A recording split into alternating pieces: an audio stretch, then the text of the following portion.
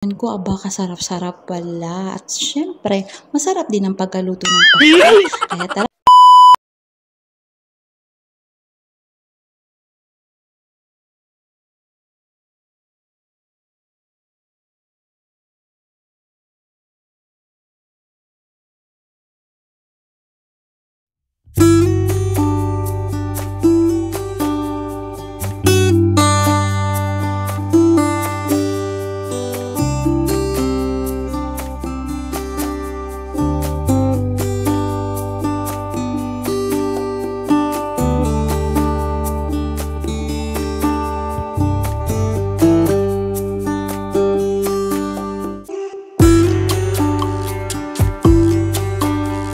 Whoops! Hello guys, tara samahan ninyo ako at kumain itong pakbet.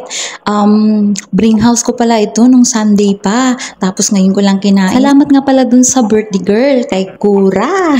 Maraming salamat at nakadala tayo ng bring house. Ito yung pakbet. At nung nakita ko yung pakbet, aba, puno ng okra, ang daming okra. Kaya sabi ko sa sarili ko, itry ko na kayang kumain ng okra kasi talaga, since bata pa ako, okra talaga ang hindi ko kinakain na gulay. Yan talaga ang totoo. Okra at saka ampalaya. Pero ang ampalaya ay tinry ko na noon. Pero ang okra, never ko talaga tinry kahit mahilig ako magtanim, kahit ang daming tanim namin sa aming bakuran. Ang papa ko ay may sariling garden. Nagtatanim talaga yan ng mga gulay. Karami-raming mga okra pero never talaga ako kumain kasi ewan ko ba, parang hindi talaga matatanggap ng aking sikmura ang kumain ng okra.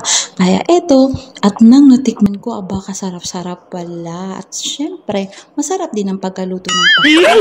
Kaya tara, kain tayo. Ang lalaki ng okra. Charot, bye. That's all for our video. Thank you so much for watching. Bye.